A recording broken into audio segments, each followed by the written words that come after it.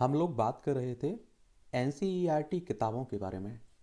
और आप लोगों ने देखा होगा कि इतिहास की कक्षा छठवीं से लेकर 12वीं तक की जो आपके एग्जाम के लिए महत्वपूर्ण है, उन सब पर हम लोग बात कर चुके हैं।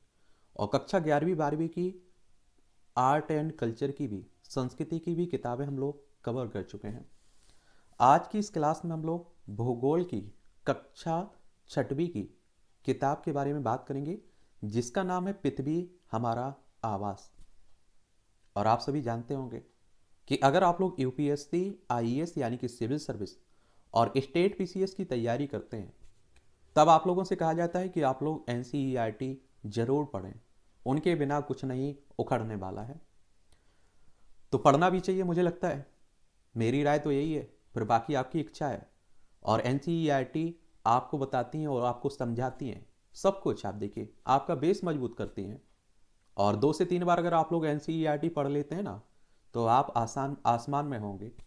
आपको एक एक शब्द के बारे में मालूम होगा। और जब आप लोग स्पेशल बुक्स उठा के देखेंगे तो वो बहुत बेहतर आपको समझ में आएंगी। और आप देखिए, यही नहीं, आपको प्रीलिम्स हो, मुख्य परीक्षा हो, ऑप्शनल हो, हर जगह आपको मदद करती है एनसीईआरटी। तो ये भी याद रखिएगा। और पहली बार आप लोग जब किताब को उठा के पढ़ेंगे ना, तो कोई नोट्स बनाने का काम नहीं करना है। नॉर्मल आप लोगों को बड़े ध्यान से उसे पढ़ना है, एक एक अक्षर को समझना है, एक एक हेडलाइन हो, पैराग्राफ हो, लाइन हो, सबको देखना है आपको। ठीक है, एक काम आप लोग कर सकते हैं। और अगर आपकी दिमाग में यूपीएससी यानी कि आईएएस से संबंधित कोई भी डाउट है, कोई भी सवाल है, चाहे वो फॉर्म भरने को लेकर हो या और भी तमाम सवाल, तो आप लोग सिलेबस को, पैटर्न को लेकर हो, पुराने क्वेश्चंस पेपर को लेकर हो, तो यूपीएससी एग्जाम के नाम से जो आपकी प्लेलिस्ट सूची बनी हुई है, इसे आप लोग कवर कर लीजिए। अगर फिर भी कोई डाउट रहता है तो आप मुझसे पूछिएगा, क्योंकि मुझे यकीन है कि इन क्लासों में आपके सभी जवाबों के, मतलब सवालों के जवाब बहुत ही आसान शब्दों में मिल जाएं। और स्टेट पीसीएस यानी कि एमपीपीएससी वालों, तुम्हारे लिए एमपीपीएससी एग्जाम के नाम से प्लेलिस्ट सूची बनी हुई है, इसे आप भी कवर कर लीजिए, आपके हर सवाल का जवाब मिल जाएगा। और एनसीईआरटी से संबंधित कोई भी डाउट है, कौन सी पढ़नी है, कहाँ मिलेंगी, तो एनसीईआरटी बुक्स फॉर यूपीएससी और पीसीएस के नाम से बना हुआ है, तो इसे आप लोग कवर कर लीजिए। और टेलीग्राम को ज्वाइन कर लीजिए, सभी पीडीएफ आपकी वहाँ डाल दी गई हैं। अगर आपको खरीदना है तो आप जा सकते हैं, खरीद सकते हैं, लेकिन पीडीएफ के फॉर्म में चाहिए तो आपको सभी जो जो पढ़ना है उन्हें यहाँ डाल दिया गया है टेलीग्राम पर। ठीक है। और जब आप लोग खरीदने जाएंगे ना, तो इस तरह का कवर पेज आपको देखने को मिलेगा। सामाजिक विज्ञान की है, पृथ्वी हमारा आवास, भूगोल की किताब है कक्षा छठवीं के लिए। ठीक है, चलिए इसमें देख लेते हैं कुछ क्या क्या पढ़ना है। और जब आप लोग देखते हैं ना किताब को, तो ये आप देखिए 55 रुपये की मिलेगी आपको अगर आप खरीदने जाएंगे तो। और उस पर टेलीग्राम से नॉर्मल पढ़ सकते हैं, अगर अच्छा लगे आप लोग पढ़ सकते हैं तो कर सकते हैं, और नहीं पढ़ सकते हैं तो आप खरीद सकते हैं। विषय सूची, तो इसमें आप देखिए कि 0 से आप लोग कवर करेंगे। सौर मंडल में पृथ्वी देखेंगे आप लोग। ग्लोब, अक्षांश, देशांतर रेखाओं के बारे में आप लोग सुने होंगे, इनके बारे में आप लोग जानेंगे। बहुत ही आसान शब्दों में रहेगा। और इन किताबों को आप लोग ध्यान से पढ़ते हैं तो मुझे नहीं लगता है कि एक कोई ऐसा शब्द होगा जिसके बारे में आप लोग नहीं समझ पाएंगे। और फिर से आप लोगों से कह रहा हूं, एक सब्जेक्ट को आप लोग उठाइए, भूगोल को उठाइए, और कक्षा छठवीं से लेकर 12वीं तक की किताबों को खत्म कर दीजिए। एक बार में एक ही सब्जेक्ट पढ़िएगा तो बहुत बेहतर रिजल्ट रहेगा और बहुत बेहतर समझ में आएगा। पृथ्वी की गतियां आप लोग समझेंगे, मानचित्र। और आप देखते हैं कि भूगोल पढ़ते हैं आप लोग, तो मैं तो हमेशा कहता हूं कि बिना मानचित्र के भूगोल पढ़ना ही नहीं चाहिए, याद ही नहीं रहेगा। तो मानचित्र देखेंगे, पृथ्वी के प्रमुख परिमंडल देखेंगे, पृथ्वी के प्रमुख स्थल रूप देखेंगे, हमारा देश जो भारत है उसके बारे में जानेंगे, भारत में जो जलवायु है, वनस्पति है, वन्य प्राणी है, इन्हें भी आप लोग देखेंगे। तो इतने इस तरह से आप देखेंगे कि टोटल 8 आपके चैप्टर आपको इसमें पढ़ना है, उन्हें समझना है। ठीक है। और देखिए, भारत का संविधान, उद्देशिका, प्रस्तावना, और इन किताबों को पढ़ते पढ़ते कंठस्थ आपको याद हो जाएगी प्रस्तावना।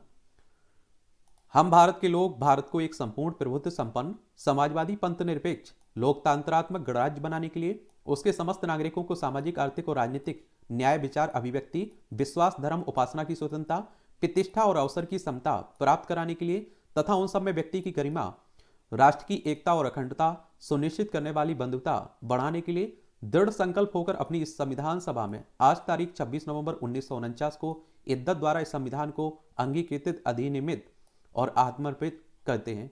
और आगे चलकर आप देखते हैं कि 26 जनवरी 1950 को आपका संविधान भी पूरी तरह से लागू हो चुका था। 26 नवंबर को आप लोग संविधान दिवस भी मनाते हैं। तो इतना आप लोगों को देखना है इसमें। चलिए पहले चैप्टर पर हम लोग एक नज़र डाल देते हैं, ठीक है। ज़्यादा कुछ इसमें हम लोग देखेंगे नहीं, बस हम लोग पढ़ लेंगे, समझ लेंगे, देखेंगे दूर से। बाकी आप लोग किताब टेलीग्राम पर डली हुई उसे पढ़िएगा आप लोग, फिर मुझे बताइएगा अगर कहीं परेशानी है। देखिए आप पृथ्वी दिखाई दे रहा है, ये अंदर आपको सूर्य भगवान देखने को मिलते हैं। तो इन ग्रहों के बारे में देखेंगे आप लोग, और इसमें आप लोगों को सिखाया जाता है, समझ रहे हैं आप लोग। तो देखिए बड़े ही कई जगह कहानियां आप लोगों को बताएंगे। तो चलिए ये भी देखिए,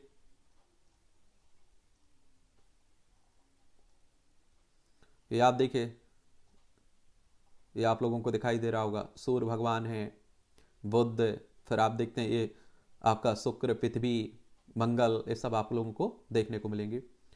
बुध सूर्य के चारों ओर और एक परिक्रमा करने में 88 दिन का समय लगता है। ये सब आप लोग पढ़ेंगे, समझ लेंगे, ठीक है। सौर मंडल, सूर्य ग्रह के बारे में पढ़ेंगे आप लोग। चलिए देखते रहिएगा और इन शब्दों के बारे में समझिए। देखिए पृथ्वी, चंद्रमा, उपग्रह एक खगोलीय पिंड है जो ग्रहों के चारों ओर उसी प्रकार चक्कर लगाता है जिस प्रकार ग्रह सूर्य के चारों ओर चक्कर लगाता है। और मानव निर्मित भी बहुत सारे उपग्रह आप लोगों को देखने को मिलेंगे। आप लोग सुनते रहते हैं कि अंतरिक्ष में उपग्रह भेजा गया, ये उपग्रह भेजा गया। हमारी अंतरिक्ष एजेंसी इसरो है, क्या है, इंडियन स्पेस रिसर्च ऑर्गेनाइजेशन। आपको क्षुद्र ग्रह भी देखने को मिलेंगे। तारों, ग्रहों, उपग्रहों के अतिरिक्त असंख्य छोटे पिंड भी सूर्य के चारों ओर चक्कर लगाते हैं जिन्हें आप लोग क्षुद्र ग्रह कहते हैं। उल्का पिंड भी आप लोग देखेंगे। सूर्य के चारों ओर चक्कर लगाने वाले पत्थरों के छोटे छोटे टुकड़ों को उल्का पिंड कहते हैं। चाहिए तो ये भी आप लोग देखेंगे। देखिए जब आप लोगों का ये कवर हो जाएगा ना चैप्टर, तो यहाँ अभ्यास के लिए आपके पास क्वेश्चंस दिए रहेंगे, तो इन्हें भी आप लोग देखेंगे। ग्रहों और तारे में क्या अंतर होता है, सौरमंडल से आप क्या समझते हैं, तो इन्हें आप लोग समझा करिएगा, इन्हें सॉल्व किया करिएगा, इन क्वेश्चंस को पढ़ा करिएगा अच्छे से, ठीक है। तो ये काम आप लोगों को इस तरह से करना है। और इस तरह से आप देखेंगे कक्षा 6वीं की आपकी किताब कवर हो जाएगी। और बाकी आप पढ़ते रहिए, समझते रहिए। अगली क्लास में हम लोग कक्षा 7वीं की जो भूगोल की किताब है NCERT की, उसके बारे में बात करेंगे। आपका मेरे लिए कोई सवाल हो या सुझाव हो तो आप लोग ज़रूर बता सकते हैं, और सुझाव तो ज़रूर दिया करिएगा कि इन क्लासों में क्या अच्छा किया जा सकता है, क्योंकि हम आप मिलकर ही इन क्लासों को अच्छा बना पाएंगे, एक दूसरे की मदद हो पाएगी।